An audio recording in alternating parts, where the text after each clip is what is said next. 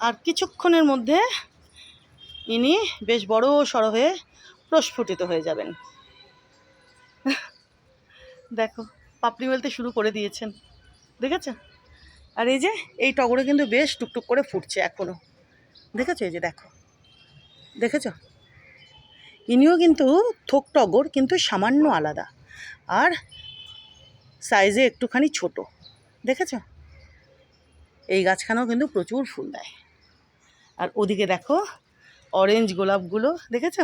দেখো এই যে কদিন আগে তোমাদের দেখিয়েছিলাম এনারা কুড়ি হয়েছিলেন, দেখো কি সুন্দরভাবে ফুটে রয়েছেন, প্রস্ফুটিত হয়ে রয়েছেন। আরও কিন্তু এনারা বড় হবেন। এই গাছের গোলাপও অনেক দিন থাকে, বুঝেছো বন্ধুরা? প্রস্ফুটিত হওয়ার পরে না এই গাছের গোলাপও বেশ অনেক দিন থাকে। এই যে দেখো এনাকে দেখে বুঝতে পারছো ইনি কতদিন হয়ে গেল ফুটেছিলেন, দেখো এখনো কি সুন্দরভাবে আছে। আরও অনেক কুড়ি, এই যে দেখো প্রচুর প্রচুর। এই গাছখানাও না ভোরে ফুল দেয়, দেখতেই পাচ্ছ তোমরা, দেখো দেখেছো? আরও কুড়ি কিন্তু হচ্ছে। সারা বছর ইনি প্রচুর প্রচুর গোলাপ দিতে থাকেন গাছ ভরে, এই যে এই পদ্ম গোলাপের মতোই, বুঝেছো বন্ধুরা? দেখো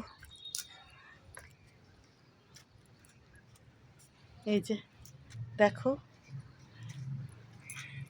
এই যে এদিকে দেখো, দেখেছো? দেখো দেখো কুড়ি, এই যে দেখো কুড়ি। তোমরা তো এতদিনে জেনেই গেছো এই পদ্ম গোলাপের গাছখানাও সারা বছর ফুল দেন, বরকা বরকা গোলাপ, দেখেছো? কত কত গাছ ভরে কুড়ি, তো ওই জন্যে গাছ ভরে ফুল হয়, বড় বড় গোলাপ, সারা বছর ফুল দেন ইনি।